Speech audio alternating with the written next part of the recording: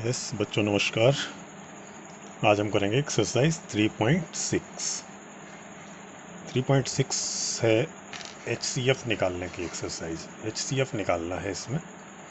First question में ए से लेके जे तक के पार्ट दिए हुए हैं और फर्स्ट पार्ट है, देखिए 18 और 48 का HCF निकालना है। दो पार्ट हमने लिए हैं। बी पार्ट है 30 एंड 42, इनका HCF निकालना है और इसमें ए से लेके जे तक के पार्ट दिए हैं। तो आपको हम मेथड बताएंगे, उसके बाद आपको सारे पार्ट उसी मेथड से करने हैं। जिसका HCF निकाल रहे हैं उसके प्राइम फैक्टर्स करते हैं।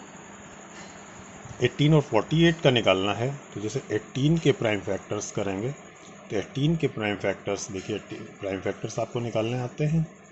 पहले 2 से करेंगे, 2 9 जा 18 और 3 से होगा 3 3 जा 9, फिर 3 से होगा 3 1 जा 3, तो 2 3 3।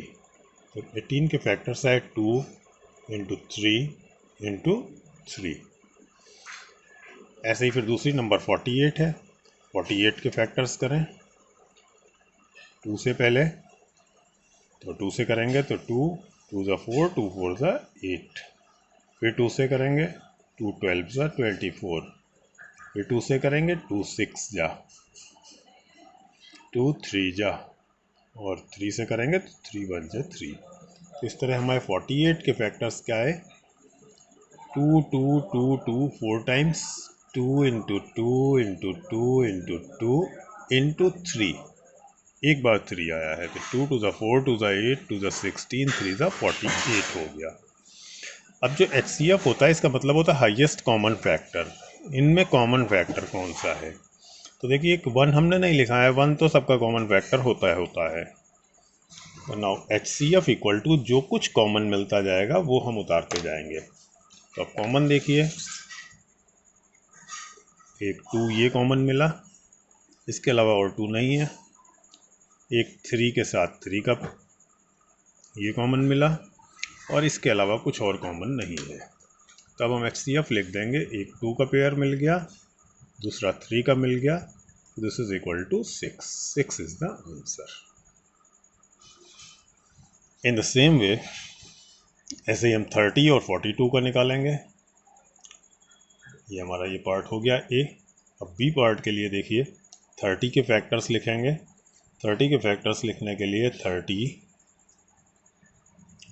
30 के फैक्टर्स हुए, 2 से करें 2 15 जा, अब 3 से जाएगा 3 5 जा, अब 5 से करेंगे 5 1 जा।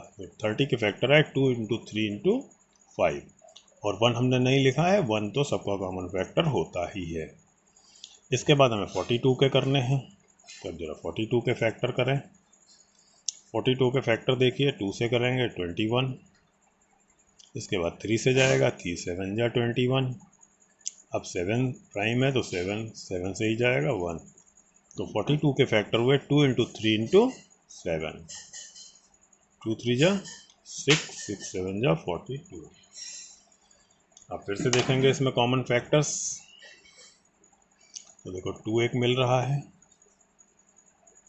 3 मिल रहा है, 5 दोनों में नहीं है, 7 दोनों में नहीं है, तो 7 कॉमन नहीं है। तो इनका HCF हो गया हाईएस्ट कॉमन फैक्टर 2 का एक और 3, दो चीज़ें कॉमन मिली, तो इसका भी बाई चांस 6 ही HCF होगा। इसी तरह से आपको इसके बचे हुए सारे पार्ट्स करने हैं। Now question number 2।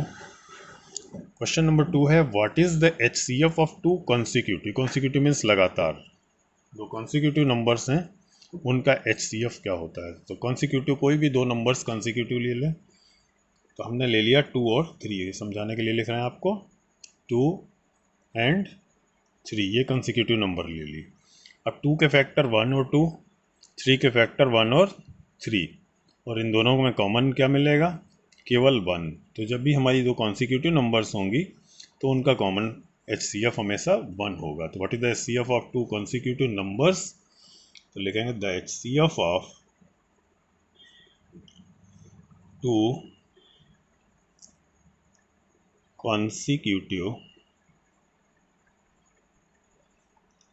numbers is 1। बात समझ आ गई होगी 1 क्यों हुआ, क्योंकि 2 के फैक्टर हुए 1 और 2 और 3 के फैक्टर हुए 1 और 3।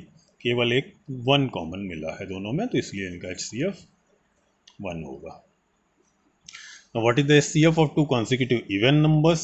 इवन नंबर्स क्या होती हैं, जो 2 से डिवाइड हो जाती हैं।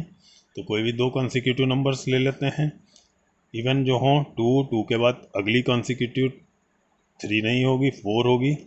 तो 2 और 4 कॉन्सिक्यूटिव हैं। अब देखिए 2 के अगर फैक्टर किए जाएं तो 2 के फैक्टर होंगे 1 इंटू 2 इंटू 1 इंटू 2, और 4 के फैक्टर होंगे 1 इंटू 2 इंटू 2।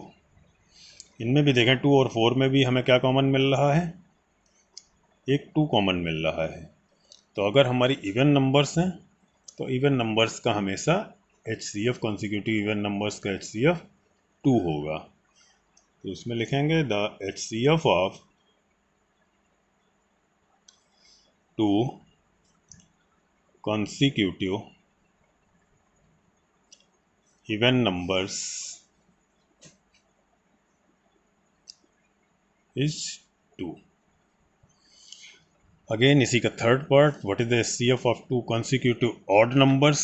तो अभी हमने इवन नंबर्स ली थी, अब ऑड नंबर्स लेनी है consecutive। ऑड नंबर्स वो होती हैं जो 2 से डिवाइड नहीं होती हैं। तो 2 से डिवाइड ना होने वाली नंबर दो consecutive ले लें, तो हमने एक 3 ले ली और एक 3 के बाद अगली 5। अब देखिए 3 के फैक्टर्स 1 इंटू 3 और 5 के फैक्टर्स 1 इंटू 5। इनमें भी देखें तो 1 कॉमन मिल रहा है, तो इनका HCF 1 होगा। इसमें लिखेंगे the HCF of 2 consecutive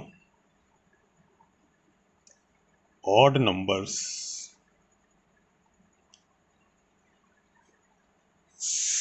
is 1। तो देखिए अगर कॉन्सिक्यूटिव नंबर्स हैं तो उनका भी 1 होता है, कॉन्सिक्यूटिव इवन नंबर्स हैं तो उनका हमेशा 2 होता है, और कॉन्सिक्यूटिव ऑड नंबर्स हैं तो उनका HCF भी 1 होता है। नाउ क्वेश्चन नंबर 3, देखिए इसमें दिया हुआ है HCF of coprime numbers 4 and 15। अब फिर से एक बार को प्राइम नंबर्स क्या होती हैं, जिनका कॉमन फैक्टर 1 के अलावा कुछ और ना हो। तो 4 और 15 में केवल 1 कॉमन फैक्टर है। तो HCF of coprime numbers 4 and 15 was found as follows by factorization से किया गया। तो 4 का आया 2 इंटू 2 फैक्टर और 15 का है 3 into 5। Since there is no common prime factor, चूँकि इनमें कोई कॉमन फैक्टर नहीं है, 4 के ये लिखे हुए हैं 15 के ये लिखे हैं, तो बच्चे ने क्या किया कि so the HCF of 4 and 15 is 0। उसने लिख दिया कि 4 और 15 का HCF 0 होगा। इज द आंसर करेक्ट, क्या ये सही आंसर है? If not, what is the correct HCF? अगर ये सही नहीं है तो सही क्या होगा? तो देखिए अभी हमने बताया था कि 4 कोई भी नंबर्स हैं, अगर कोई कॉमन फैक्टर नहीं है तो 1 तो कॉमन होगा ही होगा, और 1 यहाँ पे फैक्टर शो नहीं किया गया है। शो ना भी करें तो भी 1 फैक्टर होता है, ये हमने फर्स्ट क्वेश्चन में आपको बताया था। तो देखिए इसमें क्या लिखेंगे कि so HCF of 4 and 15 is 0। Is the answer correct? No, the answer is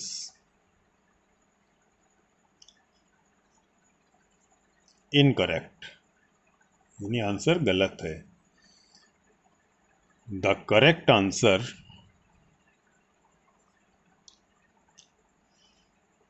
will be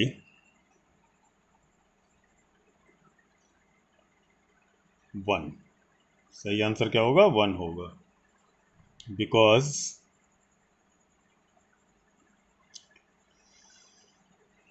1 is the factor of every number. हर नंबर का 1 फैक्टर होता है, इसलिए 1 कॉमन फैक्टर मिलेगा और 1 इसका आंसर होगा HCF। तो इस तरह से ये एक्सरसाइज आपकी कंप्लीट होती है। इसके बाद करेंगे एक्सरसाइज 3.7। एक बार अच्छे से रिवाइज करिएगा। Thank you.